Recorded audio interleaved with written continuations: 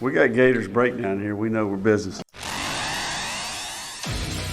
Gators Breakdown, because there's never a dull moment in Gator Nation. The Gators Breakdown podcast is ready to go. I am your host, David Waters. You can find me on social media at GatorDave_SEC, and it is time, preview, and prediction time right here for Florida versus Miami. So, no, you've been waiting on this one all week. Broken up the episodes, a lot of content for you this week. Everybody, thanks for sending the messages of you enjoying all the content, all the podcasts this week. If you didn't check out the last episode, Adam Lichtenstein of the Sun Sentinel joined me to Miami, kind of our opponent spotlight there. Sometimes I'll throw that into the preview episode, but so much content this week, decided to spread it out. So plenty of look at Miami that you'll get in this episode from my perspective, and there from the last episode as well. But also on this episode, we're going to do something new. Focus on the Gators with Alex Shepard. You probably know on Twitter. If you follow me on Twitter, Alex Shepard takes photos of the Gators. He's been doing that for a few years now. He's going to be helping Gators Breakdown out this fall, be on the sideline for the home games and Florida Georgia games, taking those great photos that he does. We're going to talk with him a bit, and he's a big-time Gator fan like all of us, so certainly get his perspective that's on the sideline for games, but also his perspective on these Gators this year as well. It's something we'll do every week this year at a segment called Focus on the Gators with Alex Shepard. So stay tuned with that after we preview and predict this Florida versus Miami game. So lots to get into, guys, with this episode. But first, Florida victorious. You can become a member. Link is in the description. You get 20% off your first month with promo code GatorsBD. But also right now, this year, we announced it about a month ago, but they're going to do the 50-50 raffles this year as well. So 50% of the proceeds will go to Florida victorious. The other 50% goes in your wallet. The last number I saw was about $13,000. So I'm sure it's only going to rise before game day, during the game as well, as that drawing will be in the fourth quarter. But you can go to Florida Victorious's website or social media and certainly secure your raffle tickets there. But last I saw, you'd be getting that about $7,000 if you were to win. So like I said, I'm sure it's only going to go up from here. But a great thing Florida Victorious and the University of Florida is doing here to help out NIL and maybe your wallet at the same time. One more time, you can become a member to continue supporting NIL. Link is in the description. 20% off your first month using promo code GatorsBD. Last night, on Wednesday night, after the depth chart release, we talked about it on Gators Breakdown Plus. They're on the Discord. Some new members this week, so everybody, thank you so much for joining there. You get those ad-free episodes. We did a chat after the depth chart release, so that episode is available for Gators Breakdown Plus members. So if you want even more content, you can get it right there. Link is in the description. And one more time, to help you out, go to Fanatics if you want some Gator gear, all that new Jordan gear, some new shoes dropping this week as well. So the new Pegasus, I believe it's number 41, I believe. But either way. So the shoes that got released a few weeks ago, well, there's more from Nike. You can find them there at Fanatics. You can support Gators Breakdown. You probably either get free shipping or they'll be doing 25% off some items. Not a lot of the Jordan gear, a lot of the new gear, not 25% off when they run those deals, but you will get the free shipping if that's available. So certainly you can get some good Gator gear there. Link is in the description there at Fanatics. All right, let's start this preview, guys. Florida, Miami, 3:30 in the Swamp. To start this off, it's the first game of the season, of course, so we can go back to the preseason magazines a bit and get the scouting report for this Miami team. Now, let's go to Lindy's. This anonymous coach's scouting report. We'll do Lindy's and Athlon's. A lot of interesting things being said about this Miami Hurricanes team. So on Lindy's, they say Mario Cristobal has always been able to coach up the O-line. Jalen Rivers is a Sunday player. For sure, it's been more glitz and glamour than grit. But I think this is the year they really break through, starting with Florida in week 1. Total statement game for Miami. I love Damian Martinez. What a nice catch. Give Mario credit. He's got some pizzazz. I mean, maybe it's not a shock, but he's pulling some big-time talent from the portal. The hype on Cam Ward might be a bit over the top, but if he's super focused, I can't see how there are any weak spots on this offense. Getting Xavier Restrepo extra help in the receiver room was huge too. So there was Lindy's. Let's go to Athlon here.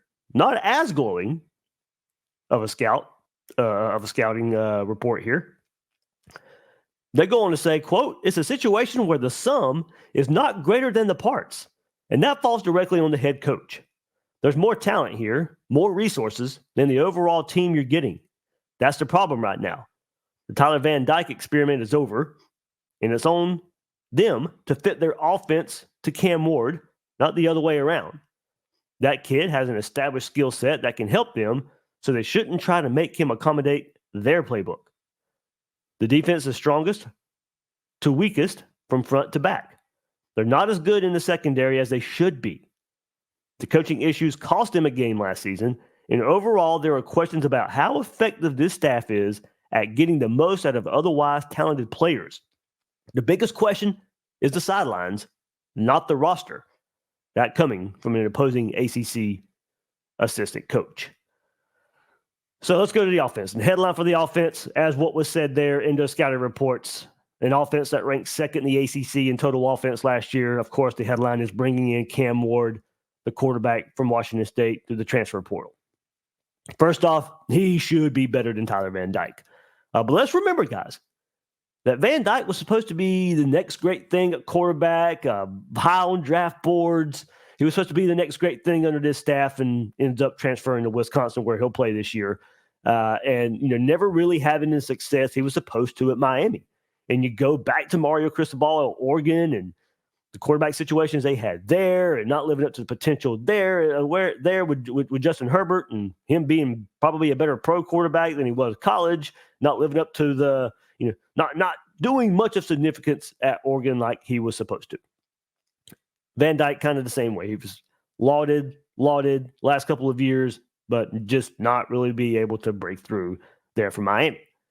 But for Ward, of course, standout player in the FCS as well, dating back his career, throwing for 6,908 yards to about 7,000 yards, 71 touchdowns, only 14 interceptions in two seasons at Incarnate Ward. Then tailor-made for that Washington State offense, that air raid.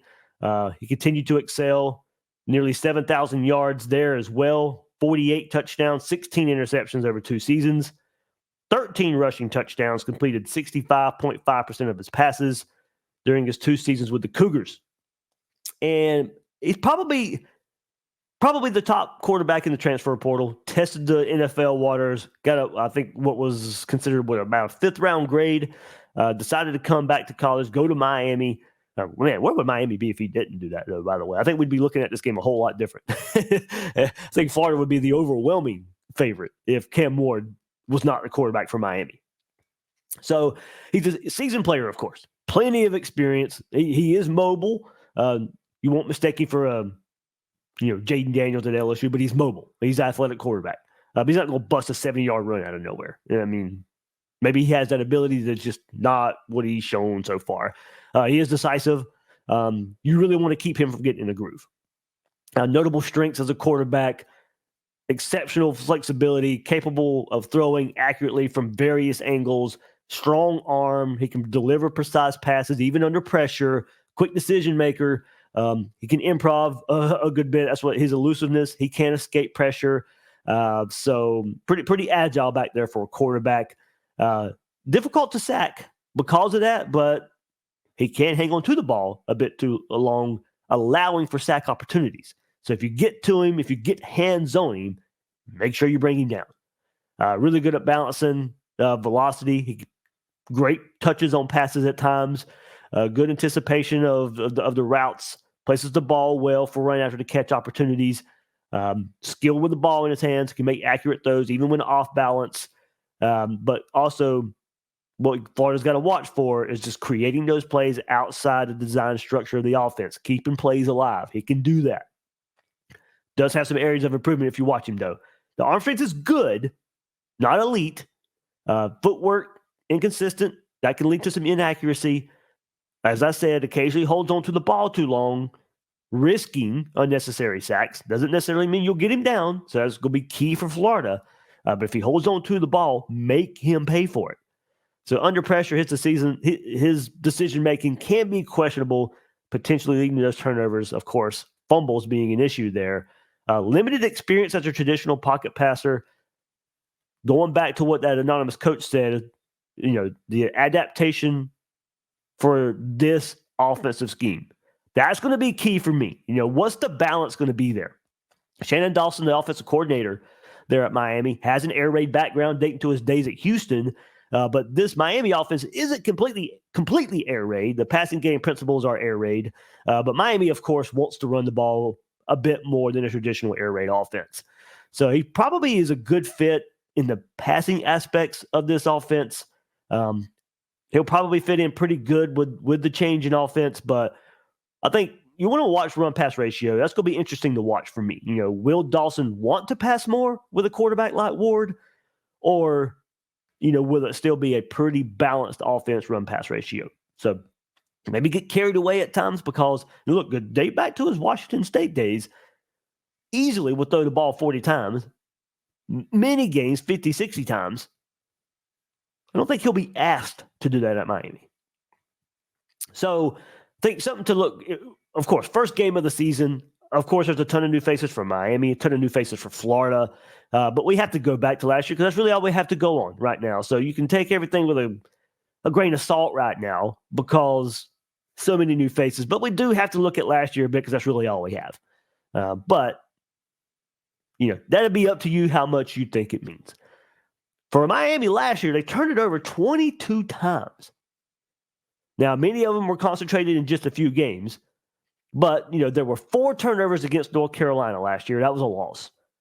4 against NC State last year. That was a loss. And there were 5 against Georgia Tech, including that inexcusable late-game fumble where Miami should have won that game by just kneeling the ball. So 22 for the year, 4, 4, and 5. 13 of them were right there in just those 3 games.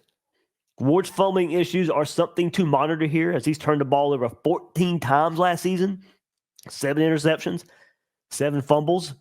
Pro Football Focus went on to tally 41 turnover-worthy plays over the last 2 seasons. That is most among Power 5 quarterbacks. So Miami's turnover issues last year paired with Ward's propensity to turn over the ball the last couple of years as well. So something to watch there. And we all know this Gator defense had their issues causing turnovers last year. So something to watch for an offense last year that turned the ball over a lot and for a defense that couldn't produce turnovers last year. See where that goes. Big shout out to Nick Marcinko. I know he tweeted it. I made sure I bookmarked it. He did some Cam Ward research as well. He tweeted it. Miami quarterback Cam Ward, Nick Marcinko, of course, of Gator Country. But he tweeted, Miami quarterback Cam Ward holds a 4-8 record on the road in his last 2 seasons at Washington State. His completion percentage dips nearly 7% in road games. He threw 29 touchdowns, 6 interceptions in 13 games at home, and then 20 touchdowns, 9 interceptions in 12 games on the road. So, not much of a surprise. Many quarterbacks better at home than on the road, but the reason we point that out is because he's going to face something he hasn't faced with 93,000 screaming orange and blue fans with all the change, him in a new offense, some new receivers to throw to, in-helmet communications. Of course, there's a lot of variables in here as well for a good quarterback. I like Cam Ward, but playing in the swamp, we know what I can do. In 2023, 27 of his 39 sacks taken were in road games. So last year, 27 of his 39 sacks were in road games. Now, much better offensive line in front of him this time. So how do you weigh that? You can throw out these stats here, but just as I said, no, there's a lot of change. He's not playing for Washington State in the swamp. He's playing for Miami in the swamp. So a lot more talent around him at the same time. And we all know the issues of Florida giving up explosives on defense last season will need to be improved there right away. Ward was 9th nationally with 144 completions of 10 yards or more, 11th with 52 of 20 yards or more. It does fall a bit there after those, so not very, very explosive. Washington State was 34th in passes of at least 30 yards, and then 66th in passes of at least 40 yards with their offense last year. So I have to think that gets better with more talent at wide receiver, but we'll see. Looking at this, I think the game plan for Florida is to make Cam Ward earn it. If you blitz too much or are predictable in defense, he can identify that quickly and make you pay. Struggles more reading zone defense and can hold on to the ball while he's trying to make decisions, and that's when you can get to him. Ron Roberts, Austin Armstrong can do a lot with the simulated pressures in this game, not let Ward be able to predict where and who the pressure is coming from or when players drop in coverage. So not sure how much Florida will be able to get to him with their offensive line. We'll discuss that here in a bit. So confusion may be the key here. Confusion in coverages might go a long way in slowing down Cam Ward's decision-making. He's a good quarterback, better than what they've had. Need to make him uncomfortable with that home crowd paired with a game plan in his first game action with his Miami offense. So to help him out, we'll go to receiver. Senior Xavier Restrepo, he's back along with other seniors, Jacoby George, Sam Brown. He's a speedster, transfer from Houston. Those guys will work on the outside. Restrepo there in the slot. Restrepo, going back to last year, delivered one of the best seasons by a wide receiver in Miami history, starting all 13 games, all SEC first team, single season record with 85 catches last year, 1,092 yards, 6 touchdowns, only the 6th 1,000-yard season by a pass catcher in Miami program history. Led the team with all-purpose yards, 1,149.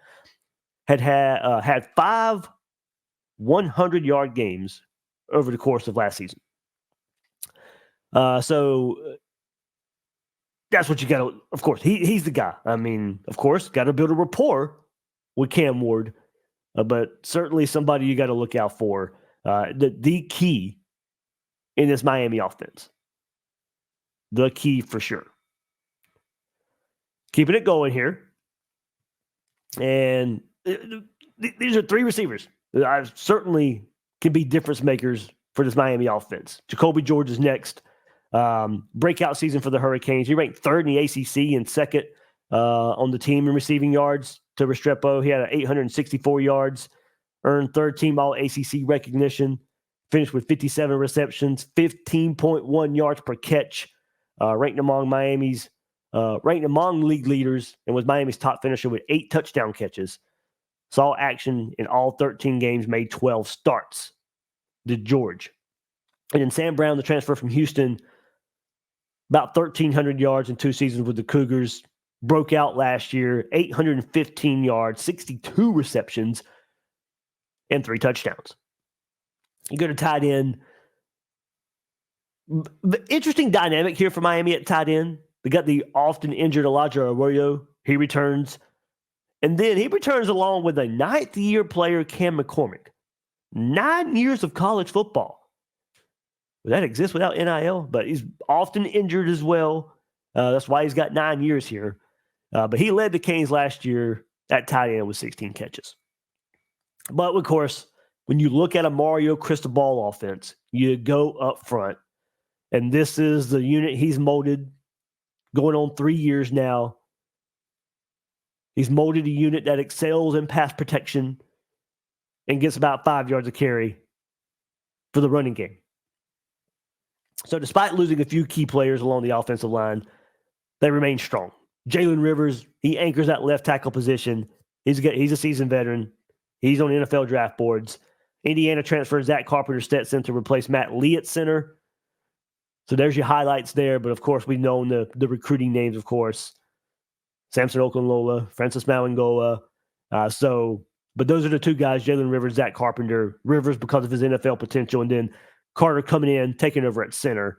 Go back to the last episode if you want even more on this Miami offensive line. But those are the headlines.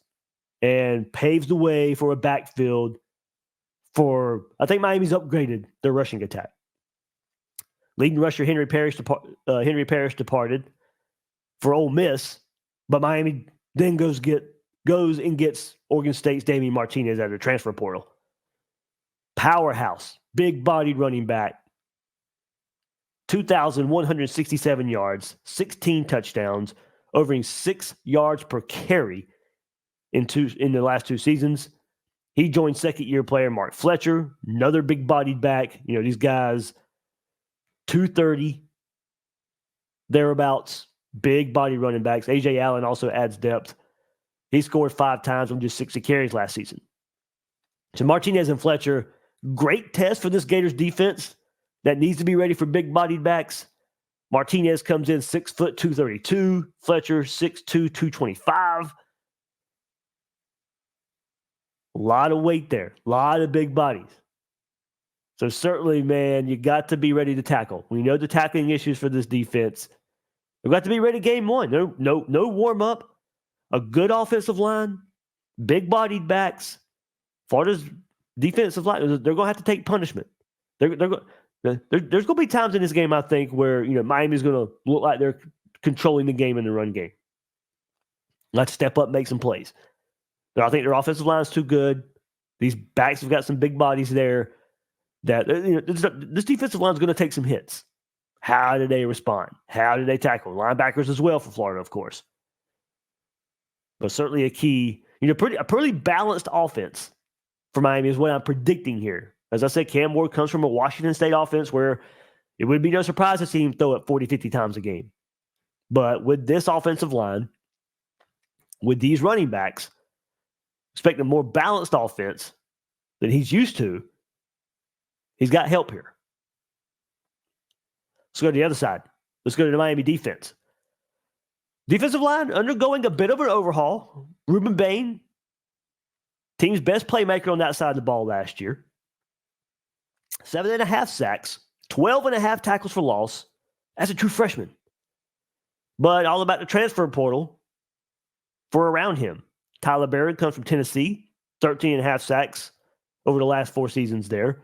Didn't play well versus Florida last year for that Tennessee defense coming into the swamp. Michigan State, Simeon Barrow, I forget how you say it, but either way, he should be a factor right away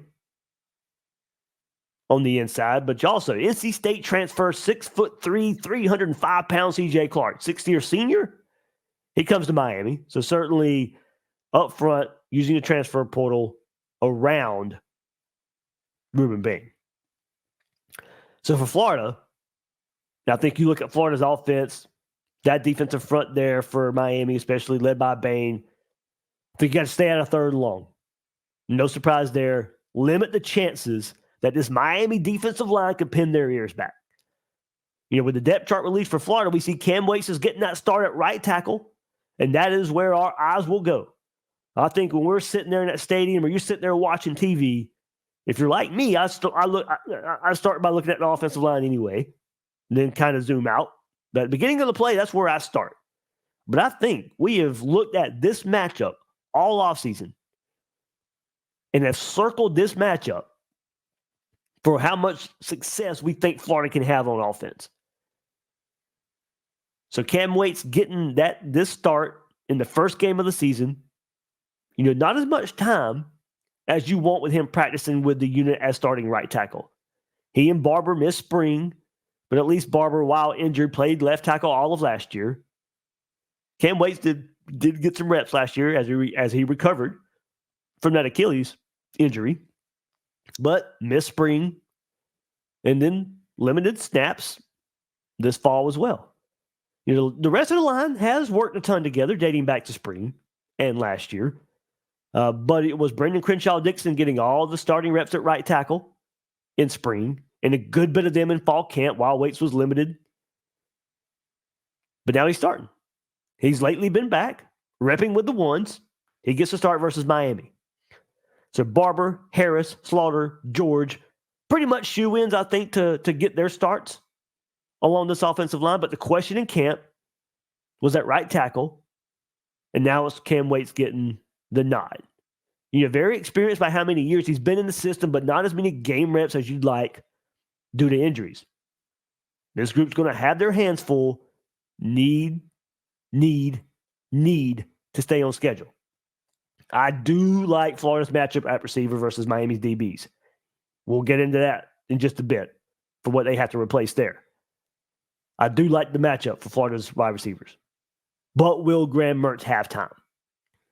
I really can see for this game and this matchup, Florida may be relying on the ground game just to go right at Miami to try to stay on schedule, try to slow down that pass rush. We all know it won't be easy all game, and there will be times.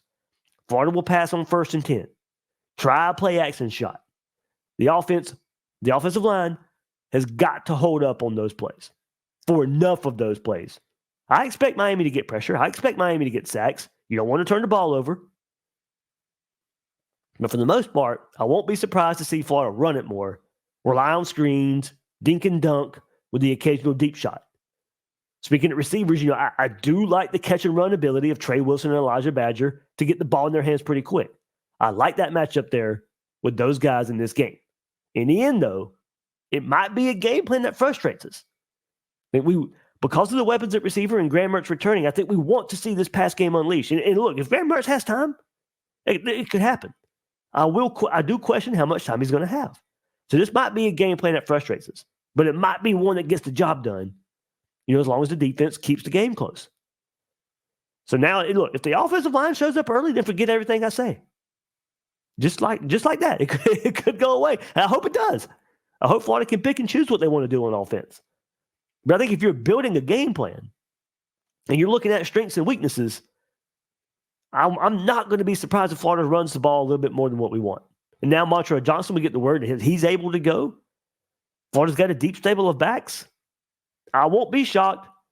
For this game, we see a game plan built around what Napier's known for. That run scheme. Now, as the season progresses, Graham Mertz, those receivers, I don't know if the first game versus Miami, because of that offensive line versus defensive line matchup, really is going to tell the story of this Gator offense. I think you build a game plan to win this game. Yeah, you may want to pass the ball 40 times. Is that really the way you go about it in this game? As I said, Florida may try early, and if the blocking holds up, okay, by all means, go for it. But I do think if you're building a game plan, you have to keep that in mind, and I'm not going to be surprised if Florida's ground and pound for most of this game, and then try to get the big plays and play action. So there is a great player that will try and stop Florida's run game, and that style of game plan too, and that's Francisco Mauigoa. Big time player at linebacker. He led the team with 82 tackles, 7.5 sacks, 18 tackles for loss for this Miami defense. He's a terror in the middle. He can play all 3 downs. He's not going to come off the field a lot. He's good in run defense. He can rush the passer, and reliable in coverage as well. Plays very well in traffic. I do wonder if he can keep up with Arlis Boardingham. If Boardingham's out there a lot, Florida's offensive line is probably going to have a lot to do with this. So maybe 2 tight ends, a bit more on the field for Florida. Him and Hayden Hanson. So Boardingham could be a matchup that you want to watch here against Francisco Mauigoa. For him, Mauigoa, he can occasionally overrun plays. He plays very aggressive, so can overrun some plays. But overall, he's a player that this Florida Gator offense must game plan for. Talked about the portal up front for this Miami Hurricane defense. Well, it was also very popular for the defensive backfield. Jaden Harris, he's a veteran safety. He returns, but the group needed help with the loss of Cameron Kitchens and James Williams. Isaiah Taylor comes in from Arizona. Mish Powell comes in from Washington. The corners look to be set with Damari Brown, Darryl Porter. But key stat here, as I said, I think this is the group where Florida wide receivers can take advantage of. Key stat here for this Miami defensive backfield, returning players only account for 3 of Miami's 12 interceptions from last season, and none is a defensive back. Transfer Mish Powell, as I just mentioned, from Washington, he did have 3 a season ago at Washington. So 12 interceptions last year for this Miami defense, but none of those defensive backs are returning. Only 3 of the returning interceptions return, but none in the defensive backfield. All right, here we go. Breaking down the game some more. Here's some stats that show the potential of Miami in the trenches on both sides of the ball. But how will the new faces affect these? Of course, there's some new faces at center for Miami. Guard as well. But of course, on the defensive line. So last year, Miami, let's go to sacks. Miami had 35 for 241 yards lost for the opposing offense. Florida quarterbacks were sacked 39 times last season. We know about the offensive line worries, and that's where it stems from. Sacked 39 times last year were Florida quarterbacks. Remember, Max Brown played in the FSU game. Miami had 35 last year. That's why we circled that matchup. Opponents against Miami last year had 16 sacks. Florida had 22 sacks last season. And let's go to rushing yards. Miami, 5.12 yards a carry last year. Florida gave up 4.8. Opponents last year against Miami's defense rushed for 3.3. Florida gained 4.3 last season. So, no Trevor Etienne this year. Montreal Johnson looks like he's going to be ready for this game. Trayon Webb in his second year. Jacoby Jackson as a transfer for JUCO last year. And then those freshmen. Florida gained 4.3 last season. Where does that number go against Miami defense that only gave up 3.3 last year? So the trenches, ever so important in this game. We wonder if Florida's defensive line as well. And this Miami offense last year, 5.12 yards a carry. And as I mentioned, got some big body physical backs. Cam Jackson, Dez Watson, Jamar Lyons out. How does that affect? Joey Slackman, Kelby Collins, Caleb Banks. Those guys have to be ready. Boone, Sapp.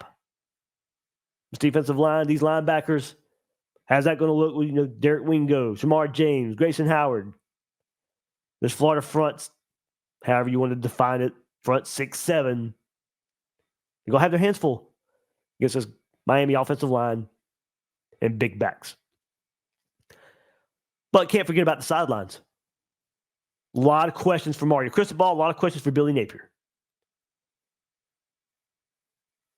The staff, both staffs got to overcome what we have seen the last couple of years. But for Miami, can they win more close games? I think that's an issue for Florida as well. But we know those. We know those. But you may not know about Miami here. Hurricanes were 1-4 in games decided by 7 points or less last season. Now, of course, can't forget the Georgia Tech debacle. That probably should have been a win, of course. But still, this is where coaching decisions come into play here. They were 1-4 in games decided by 7 points or less last season, which, of course, made all the difference in that way last season was perceived for them. In all four of those defeats, 3 ACC and the bowl game, Miami led in the second half before losing. And that was with the 24th best defense in the country. So much like Florida, found a way to lose games.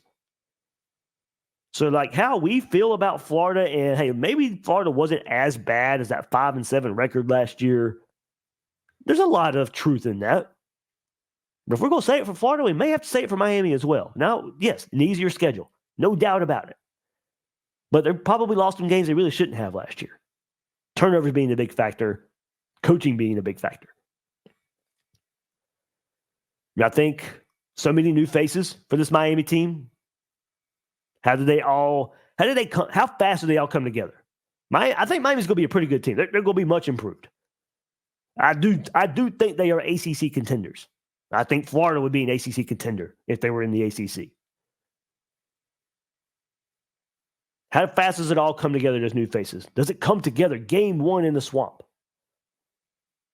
Talked about adapting the offense for Cam Moore. How does that happen? Really interested in that run-pass ratio. I do think they can rely on that run game and that offensive line a little bit more. But new faces, new variables with the in-helmet communication, running a somewhat new offense for Cam Ward. They got a lot to figure out as with all the new faces, especially at the quarterback spot. So I think this game is pretty even. I really do. I think the 2.5, Miami being favored, I think it's fair. I think it'd be fair if Florida was favored by 2.5. If it was a neutral site, it'd be a pick 'em. If this game was in Miami, we know Florida's road woes. I'd probably be picking Miami.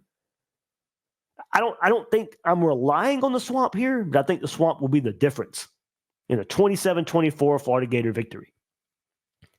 2 years ago, big, gigantic game versus Utah. Billy Napier's first game, home crowd making a difference. Florida wins that game. Tennessee, the first big home game last year. After that debacle on the road at Utah, Florida comes home, first big home game, gets that win. I think Billy Napier does it again. First big home game. I think the teams are pretty even. And I'm saying, I don't think you're relying on the swamp mystique to get this, but I think it's going to be a difference. And mainly because I do think all that newness for Miami right now, I don't think it gels together enough game one. That will be a team that gets better game by game. I think Florida will too, with a young defense. And I think Florida's defense, Ron Roberts, Austin Armstrong can come up with enough to confuse Cam Ward. I think, I hate the Graham Mertz versus Cam Ward. They're not on the field at the same time. It's not really how it works. I think it's a wash at quarterback, really, when you look at it. I don't think any team has a decided advantage at quarterback. That's not to down both those guys. That's not what I mean. I just mean I don't think there's a decided advantage for one team over the other because of the quarterback spot. I think they're pretty even in what Graham Mertz is going against in the Miami defense and what Cam Ward is going to get. Well, and this is me now saying I think it's a much improved Florida defense. That's what I'm banking on here. A much improved Gator defense at home in the swamp. That's going to be the difference. Tackling will be better. Tackling must be better. Miami's going to get their yards, I think. I really do. This is going to be a bend, don't break. Make them settle for field goals here. Now, I got Miami at 24 points, so that's them getting 3 touchdowns and 1 field goal. That's just a close roundabout. I wouldn't be surprised if it's 30-27 Florida. That means a ton of field goals for Florida, too. But I wouldn't be surprised to see a field goal fest. Maybe Florida does play more of a bend, don't break style of defense instead of trying to, making sure you don't give up that explosive play. Maybe Florida plays it a little bit safe. I don't think you want to blitz Cam Ward too much because he can take advantage. So I think that can lend itself to just making him make right decision after right decision after right decision. And just, I think it'd be a dink and dunk style for them too. Make sure you tackle. Tackle in space. I want more guys around the ball, but there's going to be plenty of one-on-one situations, especially against Restrepo. They're in the middle of the field. Make your tackles.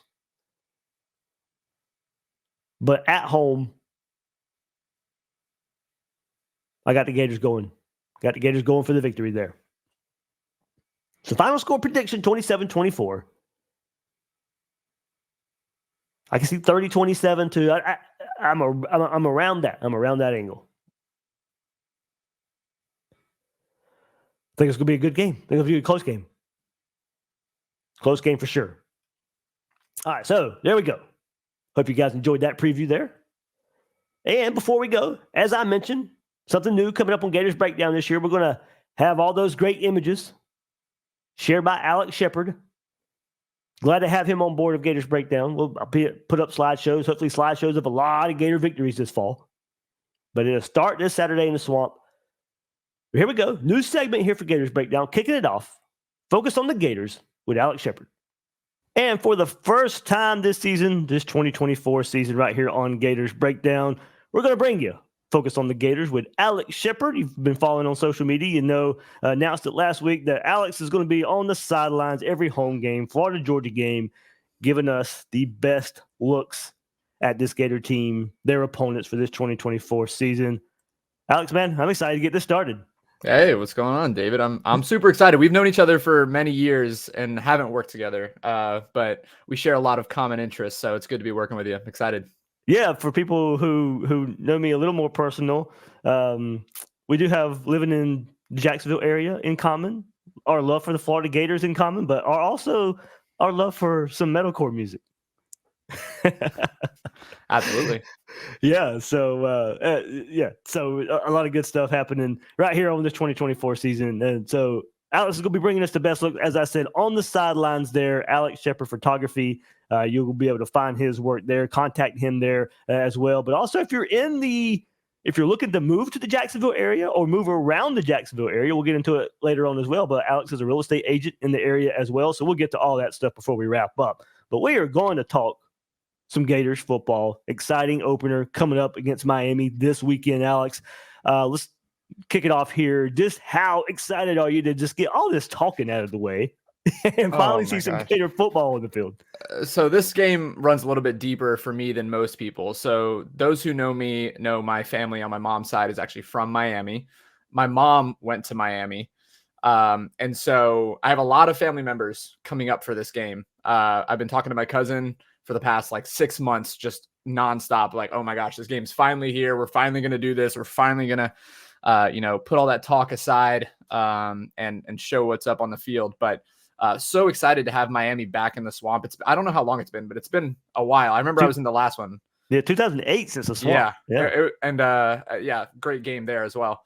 I haven't let him forget it, as well as the one from 4 years ago. I still tell him about that one. But super excited to have all my family up. Excited to see what the Gators are going to put on the field, and see what Miami's made of.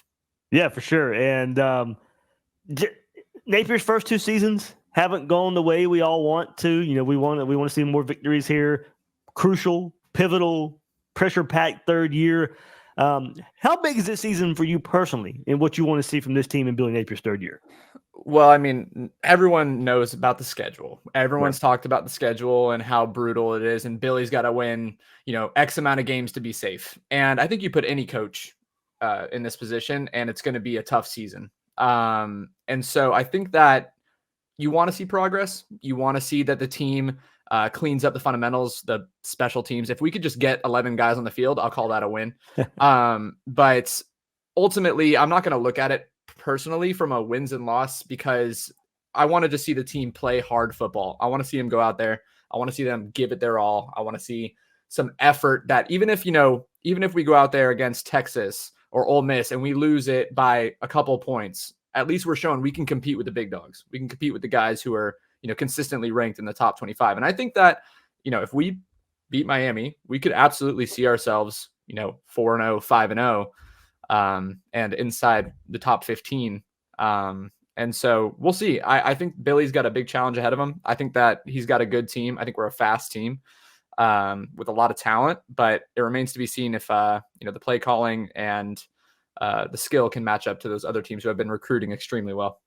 Yeah, that's kind of where I've been at with it too. It's like I do believe in the talent of this team. I question the game day play calling, game day situational that has to get a whole lot better in those regards. So I kind of go to your point there too. You said I like it because I do believe, because of that talent, if that effort's there, I believe it will kind of translate itself to the wins that we want to see. I mean, I don't want to make it sound like the team didn't try, the team didn't play hard the first couple of seasons. I think they did, but as I said, I'm a believer in the talent. Now I just got to see the coaching staff changes. Russ Callaway stepping up more as a reliable shoulder to lean on for Billy Napier. How much responsibility is he going to have compared to what he's had before in previous seasons? As I said, all the coaching changes on the defensive side of the football. You can point to talent. You can point to some of the changes Billy Napier has made that you can see, they're not just settling. And I think there's a narrative out there that probably gets pushed too far, that maybe not enough's done. I think enough is done. Doesn't mean it will necessarily work, but I don't think he's sitting there digging the hole any deeper. No, not at all. And I think that, sometimes people blow the culture talk out of proportion, but I genuinely believe that he has set a really good base for that culture and the kind of people that he wants to play for the team. He wants team players. He wants good guys who are willing to sacrifice for their teammates. And he really does his best to instill that it's not about me, it's about the whole. Now we just need to see that whole come together and put the product on the field.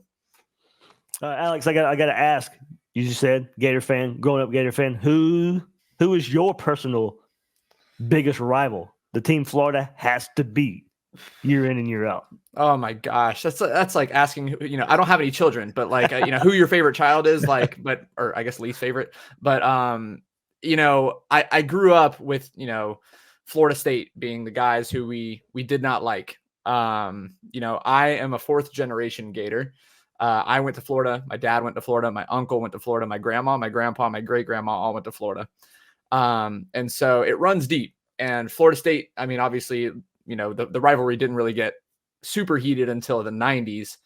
But I've always grown up with Florida State being like that team. But I will say, in like these last couple of years, like after like the hurricane stuff of LSU, I've really grown a dislike for LSU and Georgia. But I would love to beat Georgia. I don't know that it's going to happen, but I think Florida State, given their outstanding performance in Dublin, Ireland, I think that we could potentially take them at the end of the season.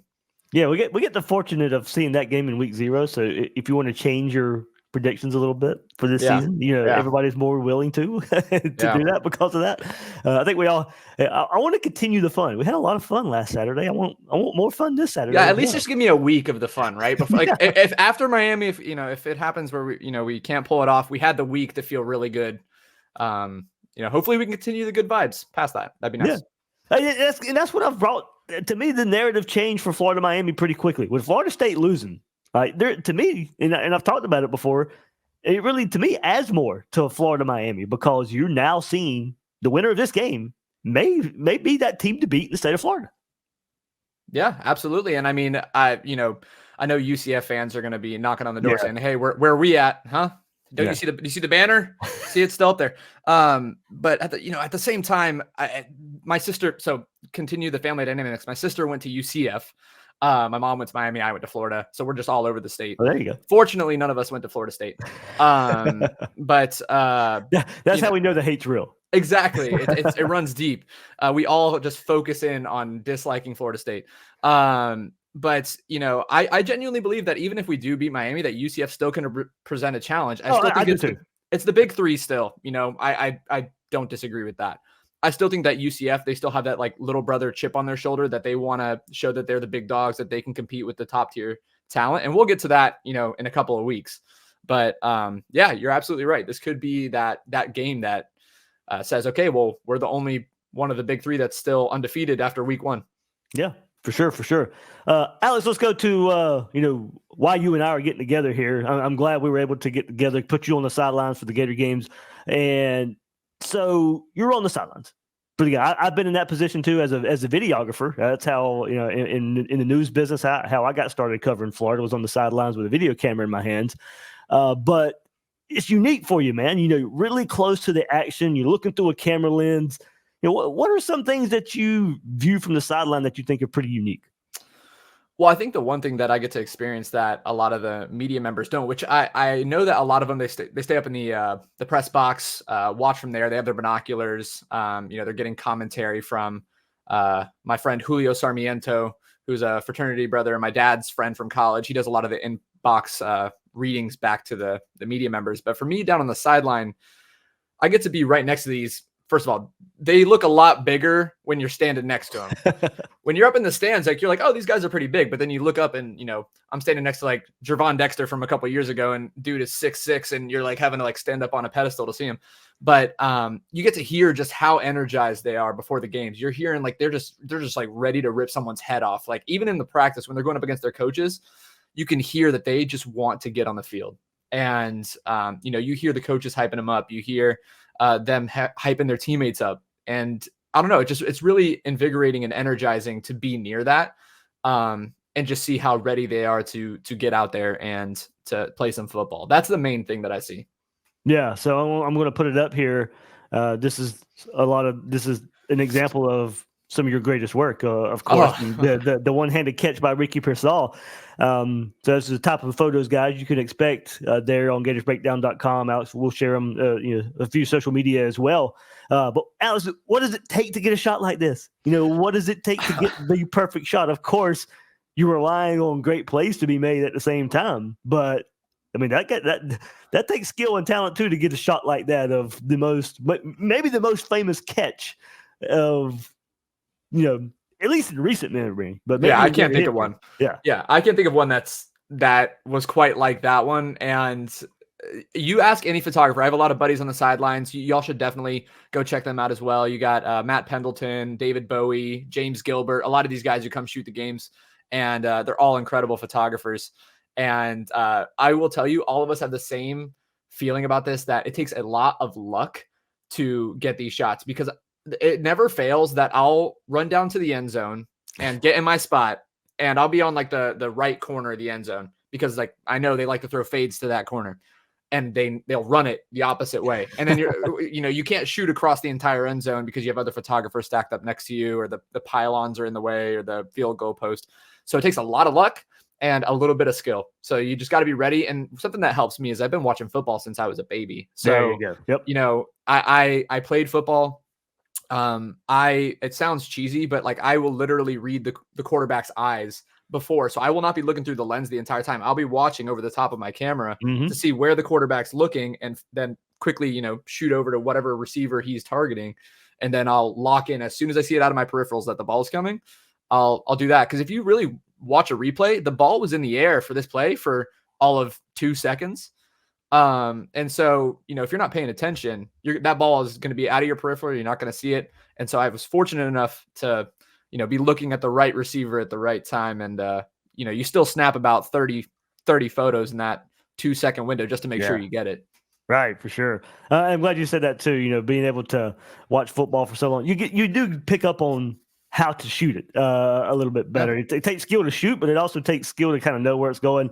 I had the fortunate of my camera training started covering the triple option at Georgia Southern.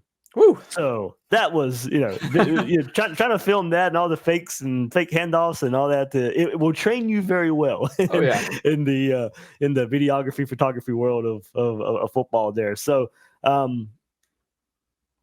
what before we go to the next, and we'll close this out, what is your favorite Gator moment? Oh man. Again, this goes back to like the favorite child thing. I've been fortunate to go to a lot of Gator games in my life. My first game was 1997 against Florida State. And I did not miss a home game for 23 years. I went with my grandma and my father every single weekend whenever there was a home game. And we saw a lot of great things. I was there for the famous Jarvis Moss block against South Carolina. I was there I was on the field actually for when Brad Stewart intercepted Joe Burrow to seal the LSU game. This one's not as exciting, but I remember being very excited. Was I can't remember what player it is off the top of my head, but the blocked punt against, I think it was like UL Lafayette or one of those teams. But there's been so many. The Hail Mary from Felipe Franks to Tyree Cleveland. You can't pick one. I mean, there's just been so many outstanding memories. From when I was a kid to even now, LaMichael Pirines, 70+ yard touchdown. I was sitting right in the end zone for that. And he ran right to me. So I've enjoyed sincerely every moment that I've had there, win or lose. It's, in all kinds of weather. I stand by that. Yeah. So Alex, we hope you can capture a lot of special moments this season for the Gators, but also, it's not just for football. You can capture moments for anybody out there. So let everybody know, the type of work, and you extending that past sports. You probably won't be available for fall game Saturdays, but beyond that, how you can help some people out there capture their moments. Yeah. So photography for the last 7 or 8 years has been just a hobby, a passion. My father was a photographer in college. And I grew up taking pictures, starting with, like a leaf and a bug to, I want to say it was like 2014 or 2015, Landon Watnick, who was working for Inside the Gators, called me up and said, "Hey, you want to come shoot some practices?" And then that transformed into what it is now. But, I can do photo shoots outside of football. But I tend to find myself pretty busy with my day job here in Jacksonville, which is doing real estate. I've been a realtor for about 4.5 years now. And just joined a team as well. So we're trying to join forces with my good friend Julianne Grant Johnson. We started a team called the Grant Johnson Group, and we work all over Northeast Florida. Yep, there we are. Julianne is an outstanding partner in all of this. Her husband is in the military, and Jacksonville, for anyone who knows anything about Jacksonville, we have a lot of military bases here. So we specialize in working with VA clients, first-time home buyers. And so if anyone ever has any questions, you can DM me on X or Twitter or whatever you would like to call it, Instagram, wherever you'd like. I'm always here to help out and do what I can to provide you some information about the housing market over in Northeast Florida. Yeah, that's good too. So yeah, whether you're looking to move to Jacksonville, hopefully you are. You can be closer to the Gators, be closer to us as well. But at the same time, if you're a Jacksonville area and just looking to move around the area, Alex has got you covered there. As you said, DM him on Twitter. Maybe we'll come up with some other way to contact as well. Certainly don't want to give a phone number out there just yet, but well, we'll get there down the road if I start to see enough messages coming through. Maybe I can give a phone number to a couple people. Yeah, for sure. But we're going to do this every week. Focus on the Gators here with Alex Shepard, of course. We'll be able to share images from the previous game, the previous home game, of course, and then we'll talk a little bit of football along the way as the season progresses there for the Gators. Alex, hopefully we're talking about a lot more wins this year, my friend. I mean, I genuinely believe that we're going to be seeing a team that has more wins than people think. And that's going to start in a couple days. I firmly believe it. All right, Alex, hey, man, looking forward to it. And I'll see you in Gainesville on Saturday. Go Gators. And, hey, man, I'm excited for this season. Yeah, go Gators. Can't wait to see you, man. All right, that'll do it for this episode of Gators Breakdown. Man, we're ready, fired up for this game versus Miami. Let's try and get some good feelings back in this program. Go get us a win, Gators. Certainly what we're counting on. To just have some more fun. Need a victory for the first time since mid-October last year. This needs something good to happen in this program. Ready for it? Ready to go tailgate? Ready to experience the swamp for a big game atmosphere and hoping the Gators come out with a victory. I'm the host of Gators Breakdown, David Waters. You can find me on social media at GatorDave_SEC. Guys and girls out there, thank you for joining me on this episode of Gators Breakdown.